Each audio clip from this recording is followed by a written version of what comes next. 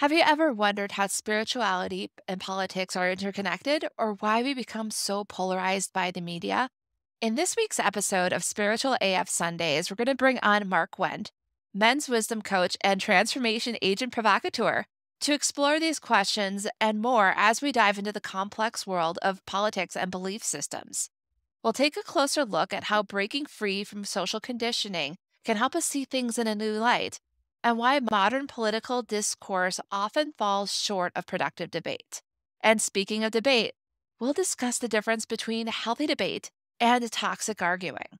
But perhaps most importantly, we'll delve into the concept of truth, what it is, how it's defined, and whether it can be both objective and relative at the same time.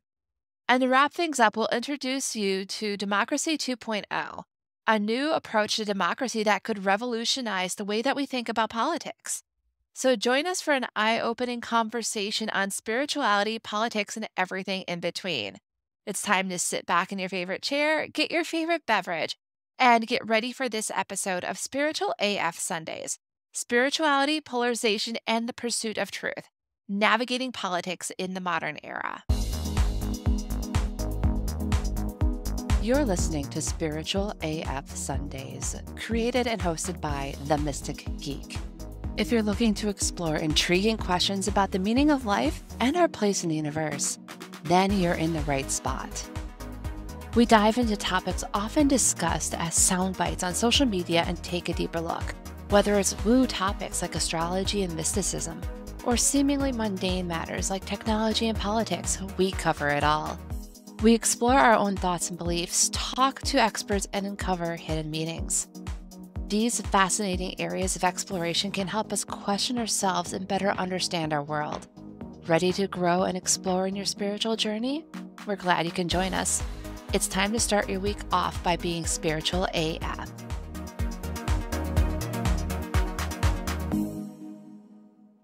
And welcome back, listeners. Today we have Marc Wendt here to talk about spiritual evolution. Glad to have you here, Marc. It's great to be here. All right. Well, my listeners are curious. Can you tell us a little bit more about yourself? Yeah, so I am a child of the 60s. I am a personal coach, a wisdom coach. I have been through a lot of transformation and a lot of societal transformation, a lot of spiritual growth. My father was a student of theology before he met my mother, and then after his professional life, he continued to develop deeply into all of the various spiritual disciplines, researching a lot of different things as well as the occult. I have a natural affinity and curiosity about human nature and about what drives us.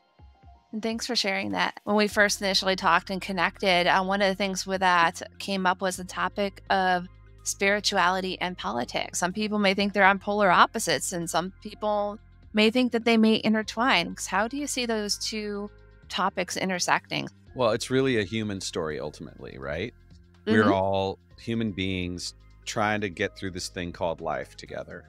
The intersection of spirituality and politics is the intersection of human challenge. How do we solve problems? What are the systems we use? What are the cultural frameworks? What are the structures we use? So politics is just a reflection of various systems that we've tried to implement over the years. And in America, we have a particularly good one, albeit it is flawed. Spirituality is who we are beyond the physical.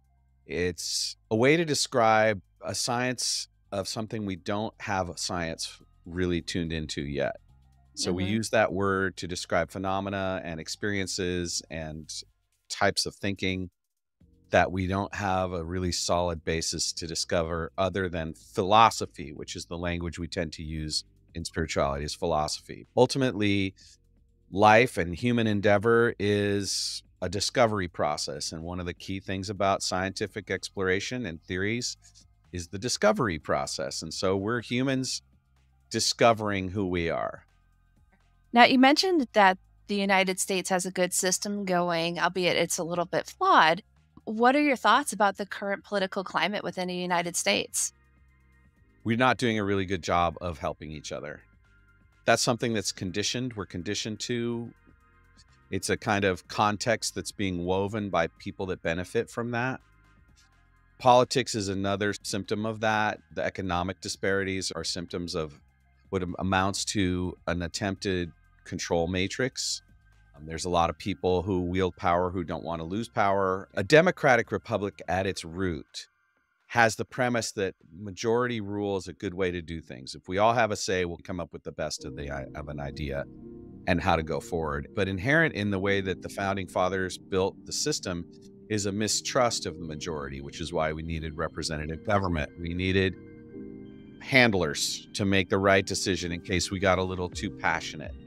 Well, unfortunately now, the way to get those handlers elected involves poking at all of our passions and making us drive into how we identify with certain teams, which is really just a way to identify with an ideology. Identity politics is one way I've heard it said, but it's really about the influence of propagandists and others to force us into divided camps so that we're easier to maneuver and manipulate. I'm in agreement on that part. It feels like it's either or. It's like you're either left or you're right. You're a Democrat or Republican. And if you're like in the middle, then both sides scorn you. It's a very interesting thing because the whole idea of cancel culture and the whole idea of othering people, it's really antithetical to what we call our country, the United States.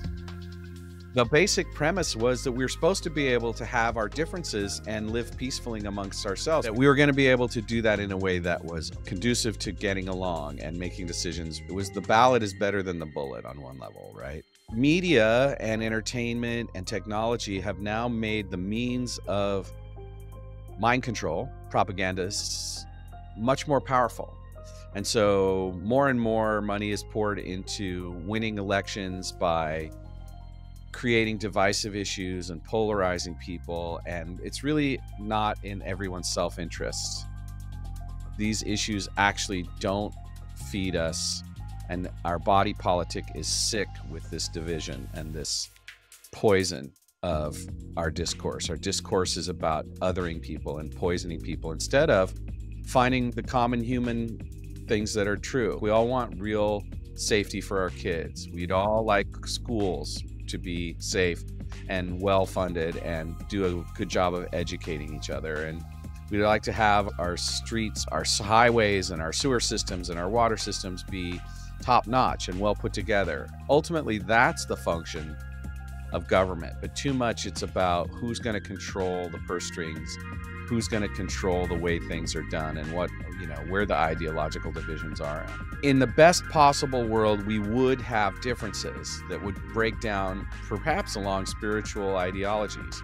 For instance, the abortion issue would still be here even if we had the perfect democracy, right? If democracy was perfect, we would still be divided about this spiritual issue because people have differences of opinions about whether or not that's something that we should be doing with uteruses. My personal take on it is very libertarian. I think sovereignty is real. People should get to do whatever they need to.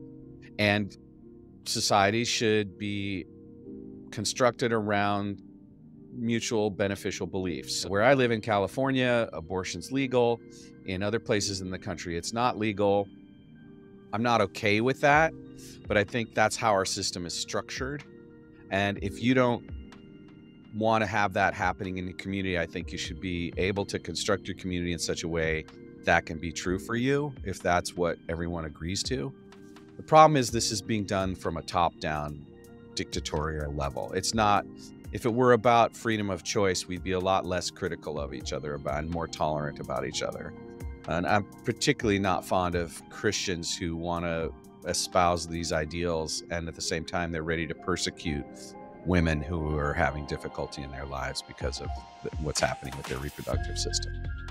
It's fascinating that when we're looking at the abortion issue, a lot of the people who are anti-abortion, when you start asking them about what do we do after the child's born, how do we make sure the child's fed, how do we make sure the child's educated, how do we support the family that you just forced to have happen, they try to deflect or like, I'm not paying my taxes for that child or for that woman's mistakes. It's fascinating to see those who want to force their beliefs on other people, but not want to be held accountable for the consequences of those beliefs. This is a perfect example of why polarization happens. It's also one of the key areas where spiritual evolution is occurring. How we have these discussions with each other is the key to how we live together and how we evolve spiritually through this process of arriving at mutually beneficial peace. As we bump into these conflicts with each other, we have to do the inner work to evolve ourselves and evolve our relationship to creation. However you might view that, whether you want to view that through a more natural science-based sort of approach, or if you want to see that through the lens of some other kind of organized spiritual religion, some set of practices or some set of beliefs. I'm a white person raised in America, and so the Christian ethos permeates my lifestyle and permeates where I live. But because I was raised in the counterculture in the 60s in Berkeley, I have access to a whole lot wider system of beliefs. And that informs this kind of, I don't want to say libertarian, because I'm a registered Democrat. On some levels, I am. I believe in self-definition. And this crosses a lot of arenas. This crosses a lot of areas. One of my father's favorite quotes is about Christ. He says that Christ isn't coming to make peace. He's coming with the sword. And I find that very interesting. And that's antithetical to my point of view, which is that the idea here is we could find a way where humanity could be more closely connected to what aligns us as opposed to what divides us. How do we get there? And that was what the American system was supposed to help us do. We're supposed to be able to have the freedom to have religion or freedom from religion, the freedom to identify as whatever party we wish, vote for who we want, have a business that we run ourselves. That's the ideal. But more and more we find that system was built on the oppression of other people and on the genocide of indigenous populations. And so we can now see behind the veil. And what that's forcing us into is recognition of the illusions that we hold as our foundations of our society. When a person's foundations are pulled out from under them, which happens in a psychedelic journey, by the way, that's when you find out what they're really made of. What are their values when their moorings and the things that they're tethered to that help them align and navigate who they are and what they believe in are torn away? Who are they then? And I think that's a fascinating question. Yeah, it definitely is. I know it's not just psychedelics. Some religious traditions out there, that is the crux of their, I don't want to say initiation process because other groups have different terms, but a lot of it is how do you deconstruct who you are when you no longer listen to society's filters. Right. When we are free from our conditioning and our social conditioning, who are we? We're all busy trying to figure that out. We're all trying to remember who we really are beyond our identities, or what team we think we're on, right? Yeah, exactly. On that. Now, you brought up a term earlier, and I'm sure some of my listeners heard it, and they're probably like either rolling their eyes or getting a little tense. But I know this is a term that gets used by various groups with different meanings. Cancel culture. How would you define cancel culture? Probably the most potent way I could speak to this question would be to say, as an almost 60-year-old white cis male, I shouldn't actually be the one we listen to on this conversation as to what defines culture. To go beyond that sort of politically correct stance, that informed stance on who I am and where I sit, the privileges I have. It's the idea that the thing that we are afraid of or that isn't in alignment with our value system needs to be eliminated. It needs to be unavailable to anyone because it could threaten us or it could threaten the people we care about. And so that is kind of how I see cancel culture. How would you define it? Yeah, it's along those same lines. So it's the opposite of the echo chamber, where the echo chamber is where we self-select the messages that we hear or what we allow into our bubble. Cancel culture.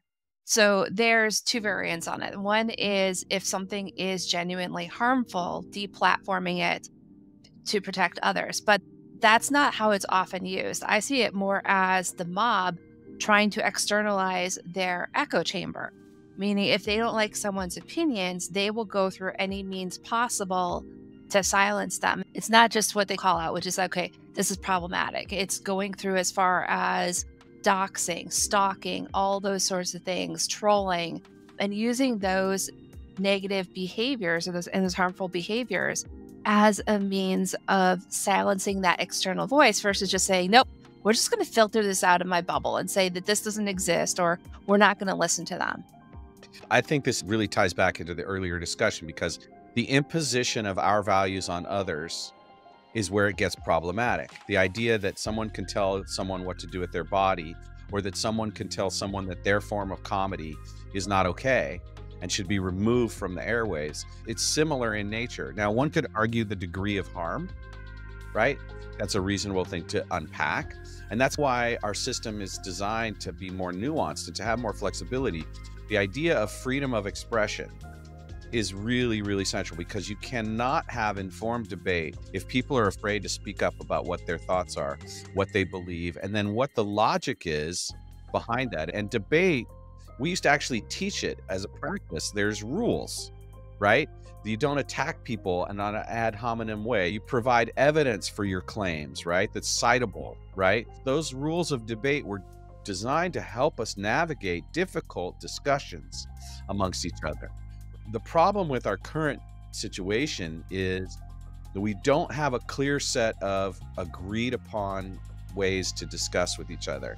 Now, more and more it's evolving naturally without the debate rules of the past. So if you're a compassionate human, you listen, right? And then you try not to attack the person. When we start to make it about the person, that's when we get into trouble. Edward Bernays was the first psychological scientist to really bring propaganda into the media. And you can see that in the newsreels of the 20s and 30s of the 20th century. One of his fans, someone who watched him very closely, became Goebbels, who was Hitler's propagandist. And now in the 21st century, we see those techniques of psychological manipulation being extremely prevalent across social media, across regular media, print media, television media, film media, where people are being subconsciously coerced into identity politics. And then battle lines, division lines are being sowed. There are certain small classes of people who, if we actually figure it out, they are not going to be in power anymore. I'm a big fan of Bob Marley, and one of the things Bob Marley said about cannabis was, he said, the reason they don't want us to smoke the weed is because if we smoke the weed, we're all going to think alike. And if we all think alike, come together in unity, those people are all going to be pushed out of power. Coercion and capitalist dominance, those don't work. Or actually, they work all too well, and that's the problem. But it would be a better world if people had self-determination and free enterprise, free from vertical monopoly and horizontal market manipulation and all of the horrific aspects of capitalism.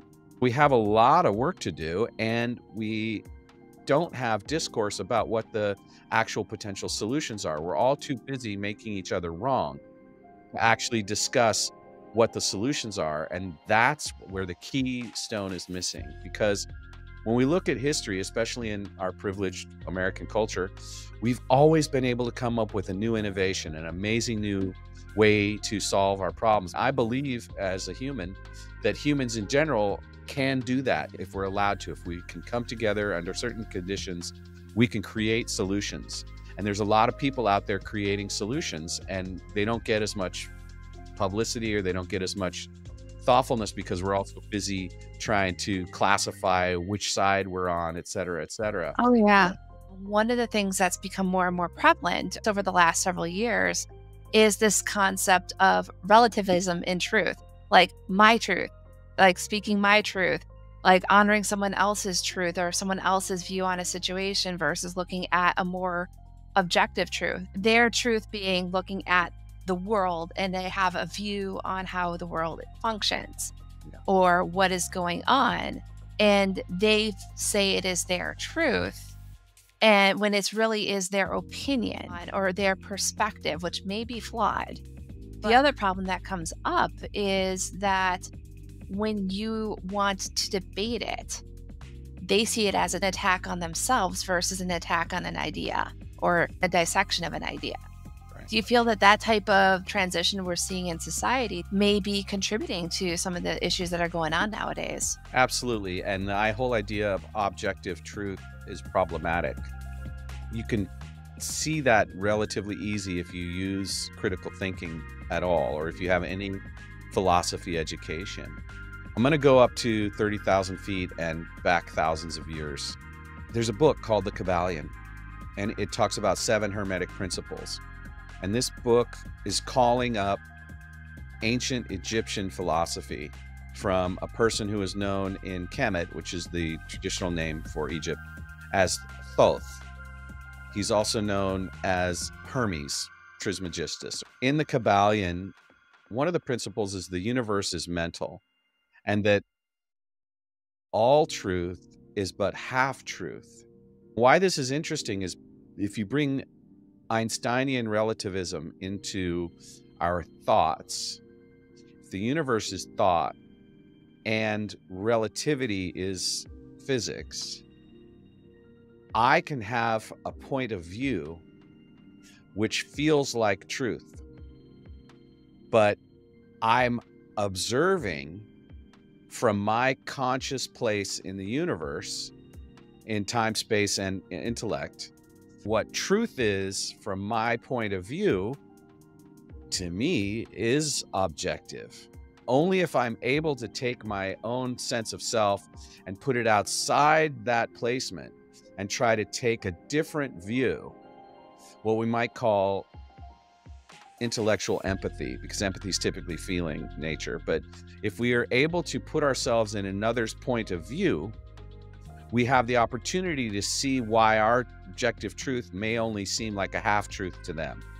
When you think about the physics of how we navigate the time-space and the idea of thoughts being truth to one person from their point of view and truth to another person from their point of view and how they may appear opposite, what emerges is this idea that right and wrong are not as cut and dry as we like to think. Relativism is a slippery slope into anarchy, right? Because pretty soon you have no values at all, because you have nothing to rest your values on if there's no objective truth or if there's no code of ethics, right? In a world where we have free will and the actual experiment that's happening on a human level is about what will you do with it when you actually have the ability to choose to do anything you want? What will you do with that as the evolution of human beings continues? Will we evolve into a place of mutual beneficial peace and harmony, or will we devolve into a place of hellacious battle and suffering and toxicity in the environment? The Christian dichotomy that they set up was a useful symbol before we had the intellectual capacity to see how each decision affects future decisions from this point of view of what I'm calling spiritual relativism or relativism of truth. There are a lot of great academics who could make this argument better than me, but because of my privilege and my curiosity on the internet, I'd be able to do my own research. I love that phrase, right? I'm prefacing this and saying this to poke fun at myself, right? Because of course, I think what I'm talking about actually means something important. Well, great. Thank you, boomer. Right? Hey, I'm an elder millennial. I'm not going to say that. But my point is that to the extent that we're so committed to our own righteousness is to the exclusion of what's possible for us in terms of our evolution as human beings.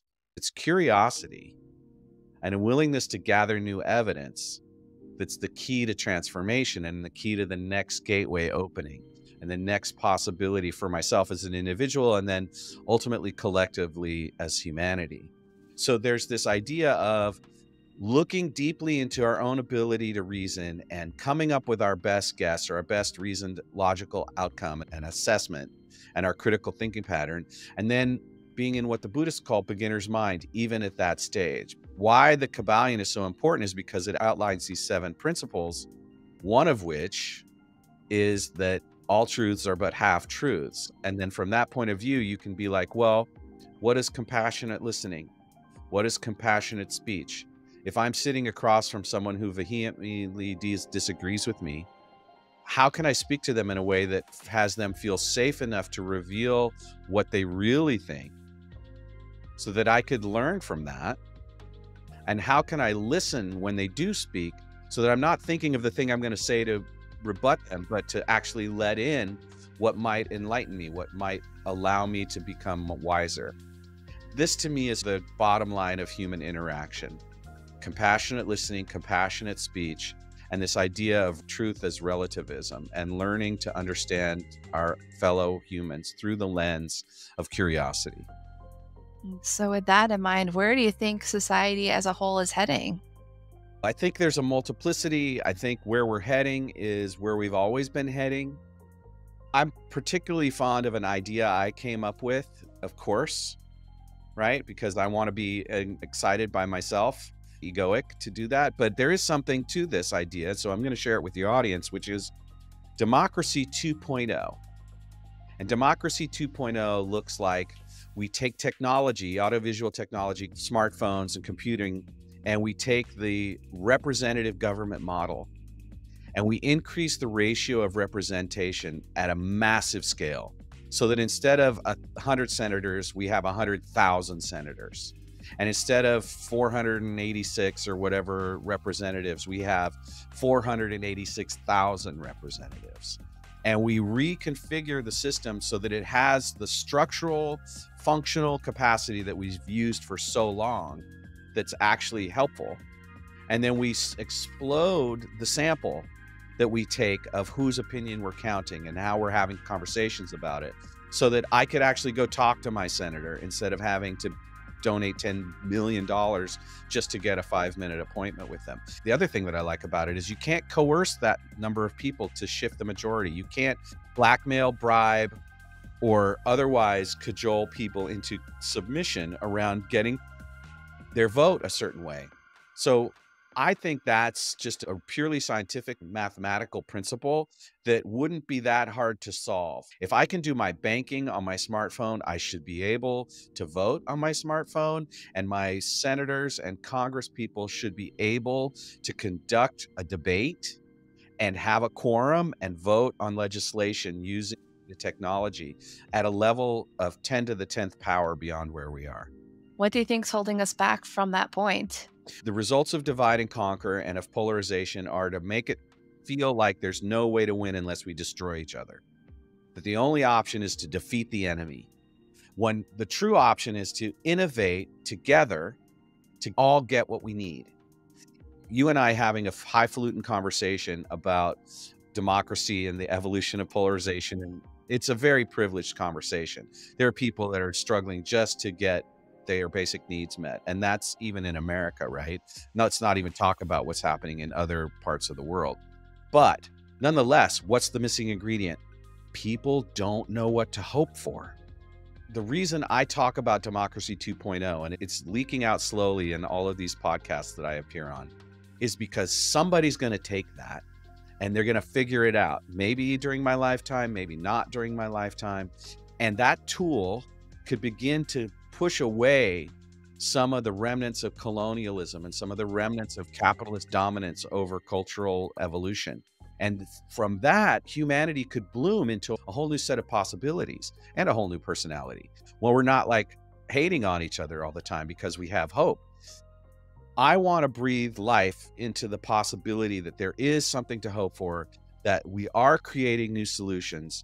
The doom and gloomers, zombie apocalypsers, they're fixated on a disintegrative approach to life. What you think about, you bring about. So if what you keep worrying about and keep thinking about is the collapse of Western civilization, then you're going to act accordingly. But if we build in some ideas about how to have reparations and how to restructure things and create more equity in the world, pretty soon those people are going to bring the brilliance of their ideas to the table. And if there's no impediment to the innovation, then as a species, we can create an amazing world. And maybe we could actually do interstellar travel without destroying our biome, right? I believe in the possibilities. That's how I was raised. I'm not oppressed. So my thinking and my hopefulness has been nurtured from a privileged place. That's, of course, how I show up. And I just figure, okay, then I got to bring the goods and I want to bring that. And so my version of democracy 2.0, it looks like that. Of course, it's flawed on some level. I'm sure a computer hacker or a computer programmer, or even someone who understands the intricacies of how our democracy works, to say that would never work. Instead of saying that to me, solve the problem that you see.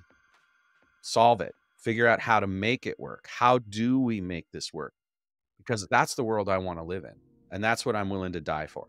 What can we do individually and collectively to change the overall trajectory of our society? Recognize that you're not insignificant, and the paradox that you are totally insignificant. If you are willing to look at yourself and constantly be in a state of, what could I do better? How can I be a better human being? How am I showing up in my relationships? How am I showing up in the choices I make in the economic sphere? If you are in a constant state of awareness and refinement and willingness to be curious about the impacts of how you show up, then you begin to develop new patterning. That's one of the ways we break the system. Organic food is prevalent not because someone legislated it, it's because the market said, we want more organic food. That's just a natural law. When you realize that the power of the individuals to arrive at an elevated awareness and then implement that in how they act on their values day in, day out. Veganism is a perfect example. And by the way, I am not a vegan, but those people stand for something, right? And that's it. Principled stands that move all of us forward incrementally. Learning about yourself, reflecting on yourself, and noticing where you've been tricked into giving up your power to other structures and then reclaiming it. Then when people like me, people of privilege, get much more conscious of our impact and of the reparations that are needed to restore integrity, we can begin to act in large and small ways to restore integrity and to have reparations occur. Ultimately, what does it do? It slows down fear. I guarantee you that a lot of white supremacists are they're just afraid. One of the most brilliant stories I heard is a guy who was 20 years in jail. He was Aryan Brotherhood. He got out of jail and he had an awakening about white supremacy. And now he goes around and he talks to white supremacists and Nazis about deconstructing that belief system in their self and recognizing our oneness, which is the truth, man. We're all one. We're all one entity ultimately. And we might look different or we might have different philosophies, but the higher level aspiration is that how can we overcome the illusion of disability and separation? Those stories are out there everywhere, and you just have to look for them, and you have to be one. Go ahead, be one. And thank you so much for your wisdom here. We definitely had a lot that we covered, and we kind of went all over the place, and then we came back together on how to move forward with everything, with how to take everything that's separate or polarized and how we can get ourselves back into something that's more cohesive and a bit more functional. We can do it. We just have to put our minds right. We have to get the right mindset and then develop the common tools to enable each other for success in this arena, in this domain. Is there anything else that you want to share with our guests before we go? The belief that it's possible is the first step in doing the impossible. Yeah, the quote is, if you think you can or you think you can't, you're right. If people want to follow you or follow up with you afterwards, where are you online? You can find me at Marc Wendt Coaching on Twitter. You can find me at marcwendtcoaching.com. My phone number is listed on that site, so you could call me and talk to me if you want to do that. No doxing, please. That's the easiest way. I'm also on other social platforms like LinkedIn and Instagram. I even have a TikTok. Marc with a C, MarcWendt.com. That's my coaching website, marcwendtcoaching.com. Or just find me on the socials. Send up a flare. I'll find you. Perfect. Again, thank you so much for your time and thank you for being here. Thank you for the opportunity to speak to you. That was an amazing discussion, and I hope you enjoyed exploring the intersection between spirituality and politics with us today. Before we go, let's quickly recap what we covered so far. We discussed how our beliefs and values shape the way that we engage with political issues and how media polarization can further divide us. We also discussed how breaking free from social conditioning can help us see things in a new light and why modern political discourse often falls short of productive debate. And let's not forget about truth, whether it's relative or objective or both. It's a fascinating topic that could be explored further in future episodes. Now, let's shift our focus to what's coming up in future episodes. On March 5th, we're bringing on kinesiologist and life coach Amanda Kate to discuss prioritizing internal truth over external influence. We'll explore how we are conditioned into needing external validation and the steps that we can take to break free. On March 12th, we're going to talk about healing and how everything we've learned about this process is wrong. Jennifer Moore, empathic mentor and master trainer for EFT International, is joining us for this conversation where she's going to share both her personal journey as well as provide guidance on how you can facilitate your own healing. And with that, we're wrapping up this episode of Spiritual AF Sundays. Take some time to reflect on what you believe, why you believe it, and how you express your views to others, especially those who might think differently. With that, have a great week and stay spiritual AF.